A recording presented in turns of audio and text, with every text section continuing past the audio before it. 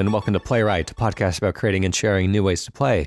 My name is Ryan Hamann. You can call me H. And I'm Ryan Quintal. Go ahead and call me Q. Now, Q, I was scrolling through Steam, and one of the tabs I like to have open is popular VR games because I'm really into VR, and I'm just really excited to see what ways people are taking the new technology. And one of the top ones that's being recommended to me right now with a mixed review from 19 user reviews is called Sex and Gun VR, which I guess it's all right there in the title. Yeah, I that's one way to do it, right? I guess the approach could be valid either way. This is kind of the way that Steam has gone over the past year or so. Like, you know, they've taken a very hands-off approach, kind of contrasting Sony's exact opposite approach of being a lot more restrictive over sexual content, especially. And so it's interesting to see these marketplaces diverge in ways that I don't know what's best for them and what's not, but I'm not loving this new direction on Steam. Yeah, I mean, honestly, it reads very often to me as like libertarianism gone awry. There's just, hey, go ahead and put anything you want in here. Although I'm sure Steam has a lot of users that. It's so interesting how many, to me, gamers want storefronts, but don't want those storefronts to exact any sort of opinions or control over what ends up in that storefront. That's like literally just not shop on Nintendo, and people still complain about that one. Right. I mean, guys, that's not how stores work. Stores get to choose what goes in them, right? Like going to the grocery store, like somebody is ordering every product that you see on the shelves. And you know what? Grocery stores, this is a little shout out from old Ryan Q. Could you carry tarragon more often? I love that herb, and I can't get enough of it. Speaking of the herb, we are recording on April 20th. We are! How exciting! And that will be the last that we hear of that, probably. Yeah. We're going to introduce some new video games today. As we do, we're going to come up with some new ideas, workshop them until they really sparkle, and then forget that we ever did them. That's true. How sad when you think about it like that. Well, let's get started. I'm going first today, and what I want to bring is a game that is played locally with other people on your phones. It comes with a miniature wireless webcam. It's battery powered. No, didn't we just get through this? Nothing could go wrong. Well, yeah, this is, Fair enough. There's a certain level of potential creepiness to this pitch, but let's take it on good faith and let's see if we can really bring something positive out of it.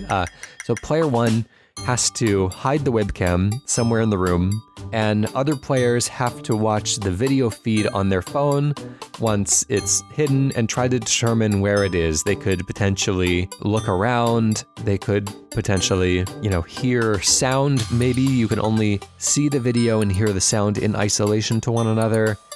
Maybe there's a few more kind of like tools that you can use, but essentially you're just kind of trying to determine where this webcam was placed based on limited information that it's feeding to you. So let's go ahead and start the clock there. I think this is pretty interesting because I could also see deciding to do something where the feed of the webcam isn't necessarily a one-for-one of just like a straight HD visual, but if you did like a blur filter or something over it, so you're really only getting like shapes and colors. I wonder if you could do, there's some of the like Tetris battle type of games, like the recent Tetris 99, but going all the way back to like the N64 and probably even earlier, is if you are playing a game, you can kind of interfere with the game of the other person. So maybe the person who hit it is given like a match 3 type of game on their phone.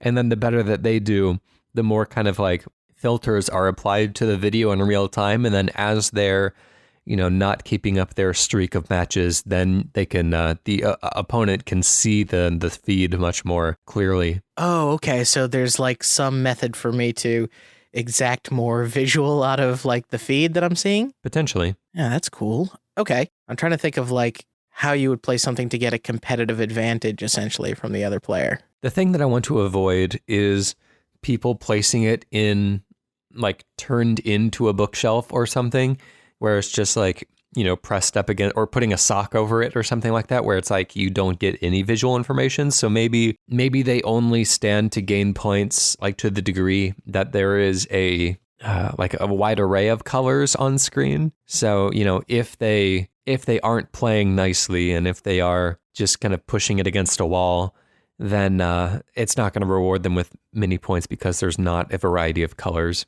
That's kind of cool. What could we do to like, so recently we had some house guests and they had kids and the kids were playing hide and seek and the kids were very impatient for their counting of hide and seek. I wonder if there's like a time limit or something that you can place on somebody that they have to get the camera in a particular spot or something of that sort of pressure that you could mount on somebody. Yeah, and ultimately this would all just kind of be like kind of an honor system type thing. Like the other person would just have to like look away while you're hiding it or, be in the other room or something like that. But there's a lot of games that are like that. A lot of games that could be kind of easily cheesed, like keep talking and nobody explodes. Like you could, obviously just load up the instructions and the bomb on separate screens yourself and just, do it all by yourself. But the fun of it is that you're supposed to be working with other people. I'm trying to think if there's a twist to do something where you are able to maybe have multiple devices, like things that are not cameras that have like little Bluetooth signals or something to throw somebody off the scent. It would be kind of neat if it emitted like a Bluetooth signal and then on your phone you can kind of cycle between multiple displays. Oh. Maybe you have a certain amount of energy. Full video requires the most energy, but if you just want to kind of ping it as like you're getting warmer, you're getting colder type of display, then that would take, a smaller amount of energy. If you just wanted to focus on sound and then go to opposite ends of the room and clap and see which one sounded louder to you, that's even smaller amount of energy that it requires. And so you're kind of going against, because the person recovering it is going against the clock. That's kind of interesting. So how do you gain energy? Is it by like finding the camera the fastest and then you earn energy? You're probably just given a finite amount at the beginning of the round. And maybe you only have what the person previous to you used. And so if the person previous found it really quickly, then you have very little time to find it yourself. Oh, man. Oh, so what if, the video feed period, like its brightness and its sharpness, or how unblurred it is totally tied to the amount of energy you have, but you could spend energy to say, have the device make a clicking noise and just go full like Splinter Cell on it. There could be different types of sensors. It could buzz, it could click, it could do all sorts of different things. I wonder, like in a room the size of mine, and my front room is pretty big for an apartment in Seattle, I wonder how difficult that would make it, because I feel like you'd get a pretty good idea of where it is once you heard it beep like even once, but maybe not. There are those kind of prank devices that beep intermittently, like once every 20 minutes or something. And the thing is that like people will just never be able to find it because that's not consistent enough information to be able to locate it. But I don't know. That's right. So the challenge is finding it, but you'd have to really tightly control the amount of time that a match really takes, because I know, there's a point where like amount of time just ticks over into like frustrationville. So I wonder if the whole, like every match itself has 30 seconds. So that way you could actually have failed matches, not matches that just kind of linger until somebody actually finds. I think as long as at certain checkpoints in time, it's feeding you new information, then that would make it easier for you to locate it until eventually like it is constantly beeping, and that's a pretty clear indication of where it is. There you go. And then if you did like best of 3 or something, then the person, well, I guess you wouldn't have to do best of 3, but like 3 matches period, then each person earns a certain score based on how quickly they found it and how much information was revealed to them. I mean, this could also work within video games as well. It doesn't have to be like a real life thing. Like it could be, this could be a pretty easy, like a mod you could put into Gmod or something like that, where you would just be able to load up any location inside of a video game, inside of like a source engine video game, place a little camera somewhere and the other person has to go and find it. So, there's flexibility. What I kind of love about doing it in a virtual space is the idea of being able to save your points, level up, and then buy essentially, maybe not cosmetics, but enhancements to the device. So instead of clicking, maybe you get a little, hey, sort of thing going on. You could do a lot of like fun, silly stuff with that. I wonder if, to go back to this being in real life, maybe if this could be like an AR thing as well. I don't want to make it too easy, but a lot of these things could be done in AR, especially if one player gets kind of the layout of the room. They record where they place the device. Maybe the device doesn't even exist in real life. Probably does. Actually, yeah, it would have to if there's going to be camera feed. When people are looking for it, maybe they have to take a picture of where it is located to prove that they found it. Maybe, yeah, I don't know. Well, if the AR device itself just has a little button where you just quick capture and then send it to the other person, that's great proof that you're there. And then if you had it in AR, you could make the play space technically very large, right? You could you could open up Apple or Google Maps and say, hey, I actually want this thing over here. Yeah, interesting. Well, I think it would make the most sense to be in the location where people are both physically located, because then they could actually like walk around and find it. If somebody were to hide it in a location that was outside of the size of the room that you're located in, then that would be, you just couldn't access it. Essentially, a wall would be in the way. All right, that's fair. Yeah, so that way you could navigate the physical space, and then you could go ahead and like, as you approach where you want to be, you actually just physically place the device. Let's go ahead and close that one down, and let's come up with a name. So because of the theme, I had come in with Elf on the Shelf. I don't remember if we've ever used that for anything, but it kind of fits. Yeah, I like Elf on the Shelf. Why not? What are you bringing us today? I have pitched Pokemon games before, and here comes another one that that is Pokemon fused with another popular genre. I'm going to go real simple, a Pokemon Battle Royale. All right, we'll go ahead and start the clock and see where that takes us. So obviously you have the type advantages is going to be like one of the core elements, because like that is the basis of all Pokemon battling, is knowing that, grass is strong against water, and water is strong against fire, and fire is strong against grass, and so on. Yeah. So I guess choosing a Pokemon and kind of loosing yourself in this world, that's definitely interesting. I want to find a way to make all Pokemon viable. So maybe like simplifying the Pokemon battle system to not favor like the super strong Pokemon like all other Pokemon game, just to get more kind of variety of Pokemon out there if there are going to be 100 of them in this world.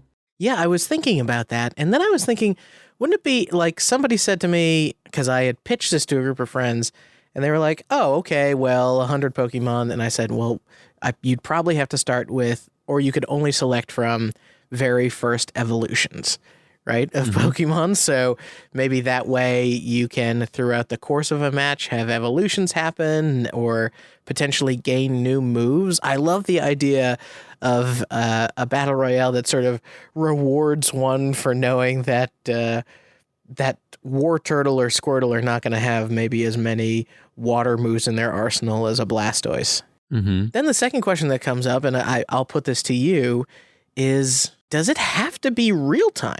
Like, could you do somehow a like turn-based experience here? Yeah, a turn-based battle royale would definitely be possible. I just don't know if it was asynchronous. I don't know if it would be something that would retain the attention of 100 people that would all kind of be required to still be playing at some point, especially if the battle asynchronously went on for like days, I was wondering if you could do a mix of like being able to wander around an environment and then have like essentially the encounter, almost like Pokemon Let's Go, be something where, oh, you're coming across somebody and then you kind of kick into the battle royale mode itself, or the turn-based experience itself. Yeah, I could see that working. So this is tricky. I'm trying to wrap my mind around what this would look like. So maybe you have this kind of big open space, maybe the size of like, a town and 2 routes in a Pokemon game or something like that. I don't know, however big it needs to be. But instead of shooting each other, you are trying to capture Pokemon. I guess, are you the Pokemon or are you the Pokemon trainers? Well, okay, so that's a good question. Why don't we... So I think being a trainer could be an interesting angle on it. Let's try that. Okay, so that would be pretty analogous to a regular battle royale, is that you drop in, you try to run across whatever type of Pokemon you can find, whether you go straight for the mountains for the icy Pokemon, or whether you go to the ocean for the water Pokemon and try to luck out and get a Gyarados. I could definitely see that working, and then challenging other players to battle as you find them. And so it's not so much of a, sneak up on somebody and shoot them while they're not looking. It's more of a I challenge you to a duel, which would, I guess, probably just lead to the people with the stronger Pokemon and pulling through in the long run. So maybe that would penalize people that are already kind of on the wrong foot to begin with, but maybe they just have to spend more time out with the wild Pokemon and avoiding people while they're still kind of underpowered. Well, if you brought in sort of the mechanic of needing to, if you're going up against a series of trainers that may have different type of Pokemon, you probably want to build for diversity. But if you kind of design the map so that the diversity, the sort of opposite biomes are always, there's a lot of treachery through reaching those places, then you could almost guarantee that if I, load up on fire Pokemon in one place, I got to get across to get to the water Pokemon. But if I've only captured fire Pokemon and I encounter somebody who's already got some water Pokemon under their belt, almost everybody that goes to their first chosen area will have that type advantage in their initial battles. Yeah, that's interesting. So it could be almost a color wheel of Pokemon types with maybe like a big poison in the middle or something that doesn't necessarily play against the other types. I mean, obviously poison has its weaknesses and strengths, but I always kind of view it as kind of a no man's land of typing when I come across one. I got a couple that'll do a little bit extra to it, but I just try to fight it like I would a normal Pokemon. Yeah, it would be interesting if each trainer, because you'd almost have to get into the very fast Pokemon Go style catch system where you're just kind of throwing out balls and capturing them, and maybe there's even a much higher % capture chance so that people are just really collecting Pokemon very quickly. And then it's almost that feeling of scrambling for better guns and better weapons that you get inside of a battle royale game where you're like, okay, I've got, 2 water type and a fire type, and I need to go and get the grass type, but I know that area is going to be loaded with grass trainers. So you're almost trying to avoid people, or you're hoping that you can, maybe there's some way to see above every player's head, the series of 6 little icons, or maybe you condense it even just to 3 and you can only carry 3 on you at any one point. So you're encouraged to always be sort of cycling out the Pokemon you have on you to stay competitive with the remaining players. Maybe, and this could be kind of fun, is the opponent's outfits can change based on the type of Pokemon that they have. So just like in the main Pokemon games, if you see somebody who's dressed like a scientist, you're like, oh, he's going to have lots of Magnemites and Voltorbs. And so, stay away from him if I can't handle the electric right now. But if I have a ground type and I see a scientist, I'm like, oh yeah, I'm going after you. So it's a way of kind of telegraphing without giving away their full lineup and without, fully signaling how powerful they are, of indicating to some degree what you might be able to expect. I think that would be cool too. And as you sort of run around, the more fights you survive, you can have Pokemon become stronger in level. So I don't know if this person has completely inexperienced grass type Pokemon or if they've got a higher level one. Yeah. And then I was thinking sort of, PUBG style, a lot of battle royale style, where you have loot crates and stuff dropping from the sky.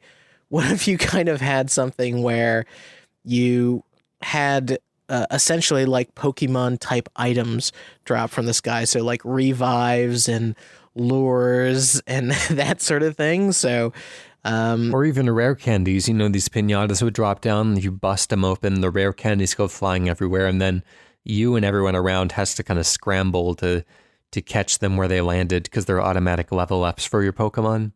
Yeah, that's really cool. So you have that kind of thing. And I love the idea of maybe there's not a massive amount of control that you have over your group. And so what I mean by that is if you encounter a wild Pokemon, let's say there's some way to maybe slightly avoid those encounters, or you can have repels, right? Potentially be items where if you encounter a new Pokemon, you're kind of maybe forced to catch it and sub out one of your existing Pokemon. So you can't necessarily like build a static group and be like, okay, this is the trio that always wins, so I'm going to just rest on it. Yeah, so let me think of other interesting twists here. So maybe the Pokemon battle system is like a real-time type of thing instead of being turn-based.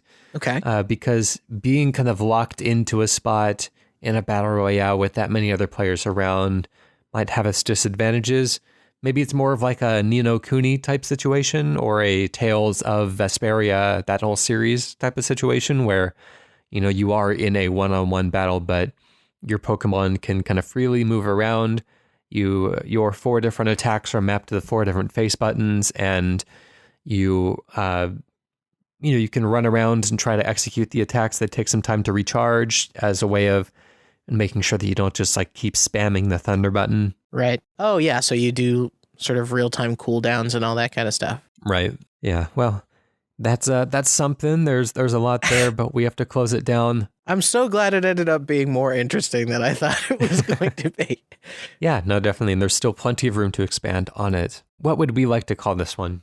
Would it be cool if the whole thing like kind of is the Safari Zone a representation of a bunch of different Pokemon biomes? Kind of. I was going to say, maybe it's like you bring in the Safari Zone, or you call it something about the Safari Zone. The Safari Royale. Or you could do the Elite 100. That's pretty good. I like that. Yeah, that's funny. I think that definitely fits the theme pretty well. Let's go over to the community now and hear what they have to say. This comes from Robert Lee, who says, "G'day again. My father was a cartographer for many years, and through him, I have always been interested in the history of maps.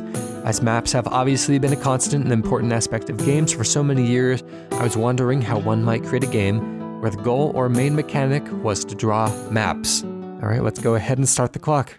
This, in my mind, when I start thinking about this, I almost think of something that feels like I don't know if it's a WarioWare style minigame or what, but like a physical space that you can run around and slowly but surely you kind of have to draw what you think the space is and interpret the space. And then as you do so, like you're judged on your accuracy, and then you see kind of what the other players have done. Assuming it's multiplayer, I guess you don't have to be multiplayer. Yeah, this reminds me of obviously dungeon crawler type of games. In the old days, you used to have to draw the map for yourself on graph paper in real life to try to get a sense of where you were going. In newer games, you're kind of exploring the dungeon and it auto-fills in a map as you go.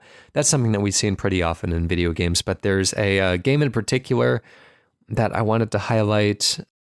I know the physical version was published by NIS America. It was not finding the developer of that one. It's odd. But Studio Art Inc. Published it digitally. It's called Neo Atlas 1469, and you can find it on the Switch now, along with other systems, I'm sure. But it is a game where, if my understanding of it is correct, which, may not be, but you are one of the kind of European royalties in the age of exploration, as sailors and explorers are going out to sea and coming back and reporting to you what they found.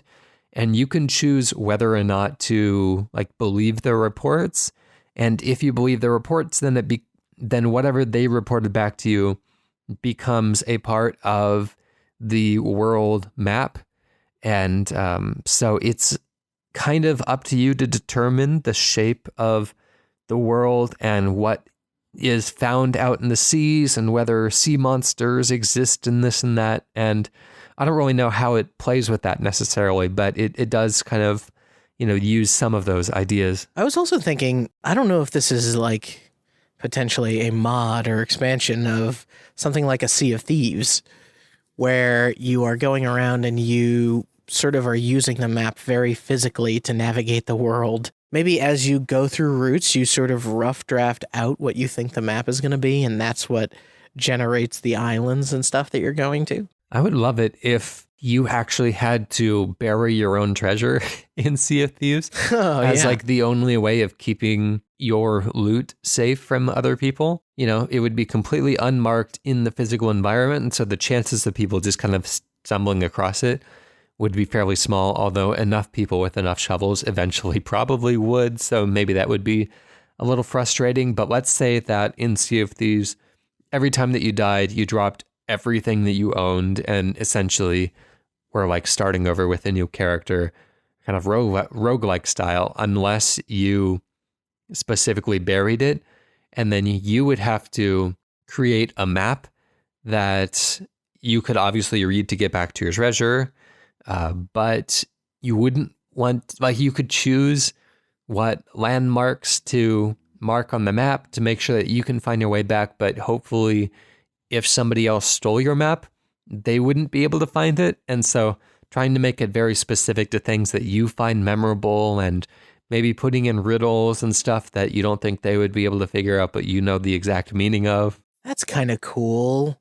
Yeah, and maybe if you did the riddles where you sort of had to pick the sort of Soulsian Bloodborne style, so you can't exactly just write something that's total nonsense, like it filters it down to stuff that would be seemingly possible for someone to understand. That could be kind of interesting. I mean, obviously, there's still ways to cheat it. If you were to say, like, you know, see the paper that I put underneath the TV in real life, and then there's the instructions instead of it being in the game, then that's kind of a way of cheesing the system. But I would hope that people would kind of have some more fun with that. Yeah, you'd hope so. And then the treasure map, I guess, respawns. So if you lost the map, you wouldn't just be locked out of your treasure. I think that would be a fair concession to make. Like, what type of things do people use maps for? I mean, I know it's getting places, but like, are there other ways that a map could be seen and interpreted? So I wonder if there's a type of a system in any kind of game, like a sailing or a racing game or something like that, where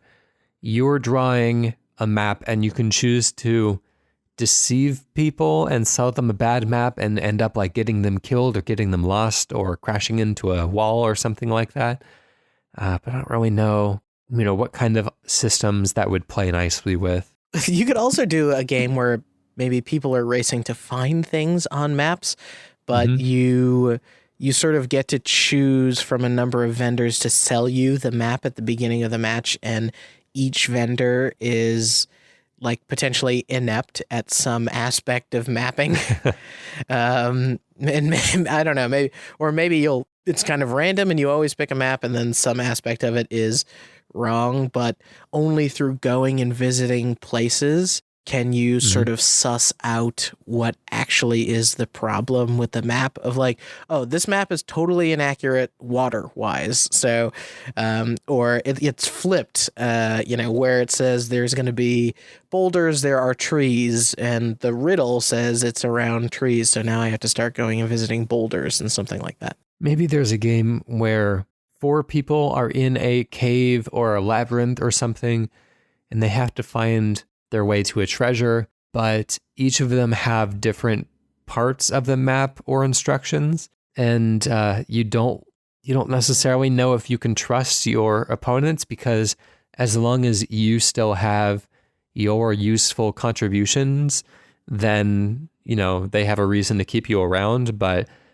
if you are no longer useful, then they could just kill you off and take more shares of the treasure when they get to it. So maybe whenever you check your map, your actual in-game character is like holding it out.